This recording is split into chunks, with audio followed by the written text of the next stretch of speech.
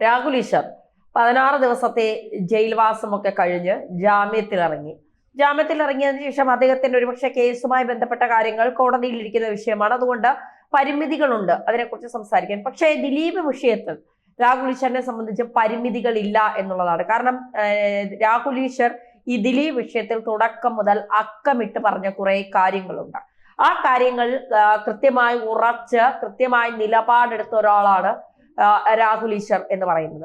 രാഹുൽ ഈശ്വറിന് അറിയാം ഇതിന്റെ പിന്നിൽ ആരാണ്. ഇപ്പൊ മട്ടാഞ്ചേരി മാഫിയയുടെയൊക്കെ ബന്ധം ദിലീപിനെ കുരുക്കാനായി മട്ടാഞ്ചേരി മാഫിയ ഇടപെട്ട അത്തരത്തിലുള്ള ചില ബന്ധങ്ങളെ കുറിച്ചൊക്കെയുള്ള കാര്യങ്ങൾ പുറത്തു വരുന്നുണ്ട്. മാത്രമല്ല ഈ ഒരു വീഡിയോ ചിത്രീകരിക്കുന്നതുമായി ബന്ധപ്പെട്ട ചില കാര്യങ്ങളൊക്കെ പുറത്തു വരുന്നുണ്ട്. അതായത് ഗോവയിൽ വെച്ചാണ് ഇത് സെറ്റിട്ട് ചിത്രീകരിച്ചു എന്ന് പറയുന്നു. ഗോവയിലെ ഒരു ഹോട്ടലിൽ വെച്ചാണ് ഇത് ചിത്രീകരിച്ചതെന്ന് പറയുന്നു. ഇത് ചിത്രീകരിച്ച യഥാർത്ഥ ഫോൾഡർ അത് ഇതുവരെ കോടതിയിൽ ഹാജരാക്കിയിട്ടില്ല. അത് ഹാജരാക്കിയാൽ മാത്രമേ ഇത് എവിടെ നിന്നാണ് ചിത്രീകരിച്ചത്, ഏത് സമയത്താണ് എന്നൊക്കെ അറിയാൻ പറ്റും. അപ്പോ ഈ കാറിൽ വെച്ച് നടന്നു എന്ന് പറയുന്ന പല കാര്യങ്ങളും അങ്ങനെ അല്ല എന്നുള്ള തരത്തിൽ ഇപ്പോൾ പുറത്തു വരുന്നുണ്ട്. അപ്പൊ ഗോവയിൽ വെച്ച് ഒരു സെറ്റിട്ട് നടത്തിയ ഒരു പ്ലാനിങ് ആണോ ഇത്, ദിലീപിനെ കുടുക്കാനായി ചിലർ അറിഞ്ഞുകൊണ്ട് നടത്തിയ പ്ലാനിങ് ആണോ ഇത് എന്നൊക്കെയുള്ള സംശയങ്ങൾ പുറത്തു വരുന്നുണ്ട്. അപ്പൊ തുടക്കം മുതൽ രാഹുൽ ഈശ്വർ പറയുന്ന ഓരോ കാര്യങ്ങളും ദിലീപ് വിഷയത്തിൽ കൃത്യമായും വ്യക്തമായും ശരിയായി സംഭവിച്ചതാണ്. ദിലീപിനെ കുടുക്കിയതാണ്.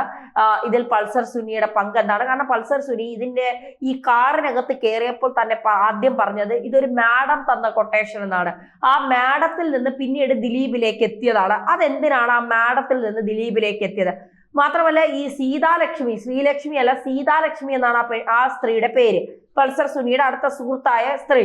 ഈ സീതാലക്ഷ്മിയുടെ ഫോണുകൾ പോലീസ് വാങ്ങിയിട്ട് പോലീസ് അത് പരിശോധിച്ചിട്ട് തിരിച്ചു കൊടുത്തില്ല എന്നാണ് അവരുടെ ഭർത്താവ് കഴിഞ്ഞ ദിവസം മാധ്യമങ്ങളോട് പറഞ്ഞത്.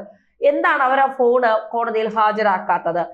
അവരെ എന്തുകൊണ്ടാണ് അവരുടെ മൊഴി എടുത്തെന്ന് പറയുന്നുണ്ട്, ഇല്ല എന്ന് പറയുന്നുണ്ട്. എന്തായാലും അപ്പോ പൾസർ സുനിയുമായി ഇത്രയും അടുത്ത ബന്ധം സ്ഥാപിച്ച ഒരു സ്ത്രീയെ കൃത്യമായി ചോദ്യം ചെയ്യുകയോ മൊഴിയെടുപ്പിക്കുകയോ ചെയ്യാത്തത് എന്തുകൊണ്ടാണ്? ഞാനൊരു കാര്യം ചെയ്യാൻ പോവുകയാണ്, നീ പ്രാർത്ഥിക്കണം എന്നാ പൾസർ സുനി അവർ പറഞ്ഞതായിട്ടാണ് ഇപ്പൊ പുറത്തു വരുന്നത്. അപ്പൊ ഇത്തരത്തിൽ കാര്യങ്ങളൊക്കെ പൾസർ സുനി അവരോട് പറഞ്ഞെങ്കിൽ തീർച്ചയായിട്ടും പൾസർ സുനിയും ഈ സീതാലക്ഷ്മിയും തമ്മിലുള്ള ബന്ധം വളരെ ദൃഢമായിരിക്കും. അപ്പൊ എന്തുകൊണ്ടാണ് ഇക്കാര്യങ്ങളൊക്കെ കൃത്യമായി പുറത്തു വരാത്തത് എന്നുള്ളൊരു വലിയ ചോദ്യമുണ്ട്.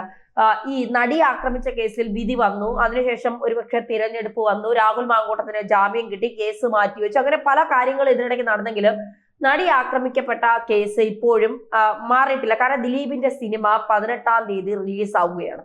ഈ 18-ാം തീയതി വരെ ഈ സിനിമ അല്ലെങ്കിൽ ഈ 18-ാം തീയതി വരെ ഇത് കൊണ്ടുപോകണം. 18-ാം തീയതി വരെ ഇത് ലൈം ലൈറ്റിൽ നിർത്തണം, എങ്കിലേ ദിലീപിന്റെ സിനിമ ആളുകൾ കാണാതിരിക്കൂ എന്നുള്ളതാണ് യാഥാർത്ഥ്യം. അപ്പോ തീർച്ചയായിട്ടും അത്തരത്തിൽ ചില കാര്യങ്ങൾ ഇത് കേസുമായി ബന്ധപ്പെട്ട് അല്ലെങ്കിൽ അത്തരത്തിൽ ഈ ദിലീപിനെ കൊടുക്കാനാണല്ലോ കുറെ പേർ ആഗ്രഹിക്കുന്നത്. ഇപ്പോ ഈ കേസിൽ ദിലീപിന് ബന്ധമുണ്ട്, അല്ലെങ്കിൽ ദിലീപ് ഗൂഢാലോചന നടത്തിയിട്ടുണ്ട്, ദിലീപാണ് ഇതിന്റെ കൊട്ടേഷൻ നൽകിയത് എങ്കിൽ ഇതൊക്കെ എന്തുകൊണ്ട് പ്രോസിക്യൂഷന് നിങ്ങളുടെ കയ്യിൽ കൃത്യമായ തെളിവുണ്ടെങ്കിൽ, ഇപ്പോ ഏറ്റവും ഉന്നതമായ പോലീസ് ഉദ്യോഗസ്ഥയാണ് ഇത് തുടക്കം മുതൽ ഇത് നേരിട്ട് അന്വേഷിച്ചത്, സന്ധ്യ, ബൈജു പൗലോസ്, അങ്ങനെ വളരെ മിടുക്കരായ ഉദ്യോഗസ്ഥരാണ് ഇതിന്റെ പിന്നിൽ ഉണ്ടായിരുന്നത്. എന്തുകൊണ്ട് അവർക്ക് ഇതിന്റെ തെളിവുകൾ ശേഖരിക്കാൻ കഴിഞ്ഞില്ല? അതെന്തുകൊണ്ട് കോടതിയിൽ കൃത്യമായി ബോധ്യപ്പെടുത്താൻ കഴിഞ്ഞില്ല എന്നുള്ളതാണ്. അപ്പോ സർക്കാർ പറയുന്നു ഞങ്ങൾ അതിജീവിതയ്ക്കൊപ്പം തന്നെയാണ്, അപ്പീല് പോകും, അതൊക്കെ വളരെ നല്ല കാര്യം തന്നെയാണ്. അതിജീവിതയ്ക്കൊപ്പം തന്നെ സർക്കാർ നിൽക്കേണ്ടത് എല്ലാ അതിജീവിതമാർക്കൊപ്പവും നിൽക്കണം. അല്ലാതെ ചില പ്രത്യേക തരത്തിലുള്ള അതിജീവിതമാർക്കൊപ്പമല്ല സർക്കാർ നിൽക്കേണ്ടത്, എല്ലാ അതിജീവിതമാർക്കൊപ്പവും. CPM-ലെ ഏതെങ്കിലും നേതാക്കന്മാരോ അല്ലെങ്കിൽ പ്രവർത്തകരോ പീഡിപ്പിച്ച് കൊന്ന അത് അതിജീവിതയല്ല എന്ന് പറയുന്ന തരത്തിലേക്ക് പോകരുത്. ഒരു 9-ാം ക്ലാസ് പഠിക്കുന്ന ഒരു പെൺകുട്ടിയെ 17 വയസ്സായ ഒരുത്തൻ ശാരീരികമായി ഉപദ്രവിച്ചപ്പോൾ അവനെ അടിച്ചൊതുക്കി ആ അച്ഛൻ പോലീസ് സ്റ്റേഷനിൽ കൊണ്ടുവന്നപ്പോൾ അവിടെ CPM പ്രവർത്തകന്മാർ വന്ന് അവനെ ഇറക്കിക്കൊണ്ട് പോകാൻ അച്ഛനെ കേസിൽ പ്രതിയാക്കാനൊക്കെ ശ്രമിച്ച സംഭവങ്ങൾ ഇവിടെ ഉള്ളതാണ്, നമുക്കത് അറിയാം. അതുകൊണ്ട് സർക്കാർ അങ്ങ് വല്ലാത്ത അതിജീവിതയോടുള്ള സ്നേഹമൊന്നും കാണിക്കരുത് എന്നുള്ളതാണ്. എന്തായാലും വിഷയങ്ങൾ ഇപ്പോൾ രാഹുൽ ഈശ്വറിനെ സംബന്ധിച്ചിടത്തോളം രാഹുൽ ഈശ്വർ കൃത്യമായി കാര്യങ്ങൾ നിലപാട് വ്യക്തമാക്കി പറയുന്ന ഒരാളാണ്. ഒരുപക്ഷെ മെൻസ് അസോസിയേഷൻ എന്ന് പറയുമ്പോൾ അത് തിരഞ്ഞെടുപ്പിന്റെ സമയത്ത് ഈ LDFന്റെ ഒരു കാൻഡിഡേറ്റിനെതിരെ ഇത്രയും വലിയ ആരോപണങ്ങളൊക്കെ വന്ന സമയത്ത് രാഹുൽ ഈശ്വറിനോട് സംസാരിച്ചപ്പോൾ രാഹുൽ ഈശ്വർ പറഞ്ഞത് ഇത് ആര് ചെയ്താലും വളരെ മോശമായ കാര്യമാണ്, ഇത്തരത്തിൽ സ്ത്രീകളെ അധിക്ഷേപിക്കുന്നതിനോ ഇത്തരത്തിലാക്കാനോ പാടില്ല എന്നൊക്കെയുള്ള. അപ്പൊ അദ്ദേഹത്തിൻ്റെതായ നിലപാടുണ്ട്. രാഹുൽ ഈശ്വർ പറയുന്നത് പലപ്പോഴും മീഡിയ മലയാളത്തിനോട് പറഞ്ഞിട്ടുള്ളതും അതിജീവിതയ്ക്കൊപ്പം തന്നെയാണ്, അതിലൊരു മാറ്റവുമില്ല. പക്ഷേ ഇതിലെ കൊട്ടേഷൻ ദിലീപ് അല്ല. കൊട്ടേഷൻ കൊടുത്തത് ദിലീപാണെന്ന് വിശ്വസിക്കുന്ന ആള് ഭാഗ്യലക്ഷ്മിയും കുറെ പാർവതി തിരുവോത്തർ, മാ കല്ലിങ്കൽ, അല്ലെങ്കിൽ മഞ്ജു വാര്യർ, അത്തരത്തിൽ ചില ഒരു കോക്കസ് ഉണ്ട്. ആ കോക്കസ് ആണ് ഇപ്പോഴും ചിന്തിക്കുന്നത്. കോടതി പോലും പറയുന്നുണ്ട് ഇത് കൃത്യമായി, അതായത് ഈ ഒരു വിഷയവുമായി ബന്ധപ്പെട്ട് ദിലീപിനെ വെറുതെ വിട്ടതിന്റെ കാരണങ്ങൾ എന്താണ് എന്നൊക്കെയുള്ളത് കൃത്യമായി കോടതി വരെ പറയുന്നുണ്ട്. പക്ഷെ അതൊന്നും ഞങ്ങൾ അംഗീകരിക്കില്ല, ഞങ്ങൾക്ക് ഇതൊന്നും അംഗീകരിക്കാൻ കഴിയില്ല, ഞങ്ങൾ കോടതി പറഞ്ഞാലും ഞങ്ങൾക്ക് ദിലീപിനെ തീർക്കണം, ഞങ്ങൾക്ക് ദിലീപിനെ തൂക്കിക്കൊല്ലണം.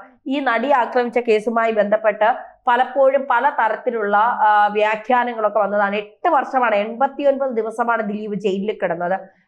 കോടതി വെറുതെ വിട്ട ഒരു പ്രതി എന്തിനാണ് ജയിലിൽ കിടന്നതെന്ന് ചോദിച്ചുകൊണ്ട് അയാളുടെ 89 ദിവസത്തെ അയാളുടെ ജീവിതം, അയാളുടെ സന്തോഷം, ഇതൊക്കെ തല്ലി തകർത്തുകൊണ്ടാണ്, അയാളുടെ മാനസികാവസ്ഥ ചോദ്യം ചെയ്യപ്പെട്ടുകൊണ്ടാണ് അയാൾ 89 ദിവസം ജയിലിൽ കുറ്റവാളികൾക്കൊപ്പം കഴിഞ്ഞത്. എന്തിനാണ്? അയാൾ ചെയ്യാത്ത തെറ്റിന്. കോടതിയാണ് പറയുന്നത് അയാൾ തെറ്റ് ചെയ്തിട്ടില്ല എന്നുള്ളത്. ചെയ്യാത്ത തെറ്റിനാണ് അയാൾ ജയിലിൽ കിടന്നത്. അപ്പോ ഇത്തരത്തിൽ നമ്മള് ദിലീപിനെതിരെ വലിയ രീതിയിലുള്ള ആക്രോശങ്ങൾ നടത്തുമ്പോൾ ചിന്തിക്കേണ്ടത്, ഇപ്പൊ രാഹുൽ ഈശ്വർ ദിലീപിന് അനുകൂലമായി നിൽക്കുമ്പോൾ രാഹുൽ ഈശ്വർ കോടികൾ വാങ്ങിയിട്ടാണ് രാഹുൽ ഈശ്വർ, അല്ലെങ്കിൽ രാഹുൽ ഈശ്വറിന് മറ്റെന്തൊക്കെയോ ഉദ്ദേശങ്ങളുണ്ട്, അതുകൊണ്ടാണ് രാഹുൽ ഈശ്വർ ദിലീപിനോടൊപ്പം നിൽക്കുന്നത് എന്നുള്ളത്. ഈ രാഹുൽ മാങ്കൂട്ട വിഷയമാണെങ്കിലും അത് പറയുന്നില്ല, കാരണം കോടതിയിലിരിക്കുന്ന വിഷയമാണ്, നമുക്കത് പറയാനുള്ള അവകാശമില്ല. കോടതിയെ ഞങ്ങൾ ബഹുമാനിക്കുന്നുണ്ട്. കോടതിയുടെ വിധിന്യായത്തെ, വേടന്റെ കാര്യം വന്നപ്പോഴും കോടതിയുടെ വിധിന്യായത്തെ പൂർണ്ണ ബോധ്യത്തോടെ ബഹുമാനിച്ചവരാണ്. ആ സ്ത്രീകൾ പറഞ്ഞത് തെറ്റാണ്, ഉഭയകക്ഷി സമ്മതപ്രകാരമുള്ള ഇതാണ്. ഇത്തരം പല കേസുകളിലും കോടതി അത് കൃത്യമായി വീക്ഷിക്കുന്നുണ്ട് എന്നുള്ളതാണ്. അതുകൊണ്ടാണ് രാഹുൽ മാങ്കൂട്ടത്തിന് ജാമ്യം കൊടുത്തത്. രാഹുൽ മാങ്കൂട്ടത്തിനെ അറസ്റ്റ് ചെയ്ത് ജയിലിൽ കൊണ്ടുപോകാൻ കാത്തിരുന്ന കുറെ ആളുകൾ ഉണ്ടായിരുന്നു. അവർക്കൊക്കെ വലിയ തിരിച്ചടി കിട്ടിയതാണ്. രാഹുൽ മാങ്കൂട്ടത്തിന് ജാമ്യം കിട്ടി.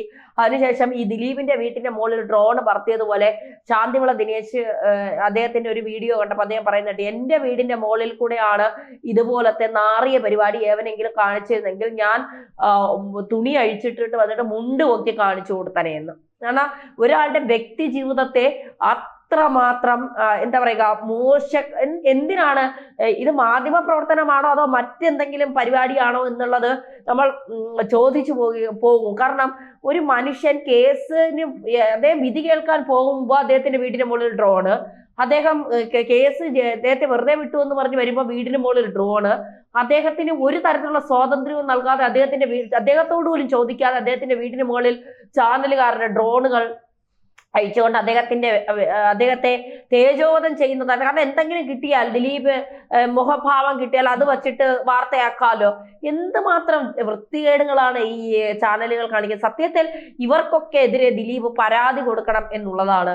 ഇപ്പൊ ദിലീപിനെ ഒരു ക്ഷേത്രത്തിൽ അദ്ദേഹം പങ്കെടുക്കുന്നു എന്ന് പറഞ്ഞപ്പോൾ അവിടെ കുറെ പ്രതിഷേധമുണ്ട്. എന്തിനാണ്? എന്നാ പിന്നെ ഈ എത്രയെത്ര മന്ത്രിമാര് ഇത്തരത്തിൽ കാര്യങ്ങൾ കാണിക്കുന്നുണ്ട്. തീവ്രത കൂടിയ പീഡനം, തീവ്രത കുറഞ്ഞ പീഡനം, ഇവരൊക്കെ വരുമ്പോൾ നിങ്ങൾ ഇതൊക്കെ കാണിക്കാറുണ്ട്. അപ്പൊ ഇതിന്റെ പിന്നിൽ വലിയൊരു മാഫിയ സംഘമുണ്ട്, വലിയൊരു കൊട്ടേഷൻ ടീമുണ്ട്. ആ കൊട്ടേഷൻ നൽകിയത് ദിലീപിനെതിരെയാണെന്ന് മാത്രമേ ഉള്ളൂ.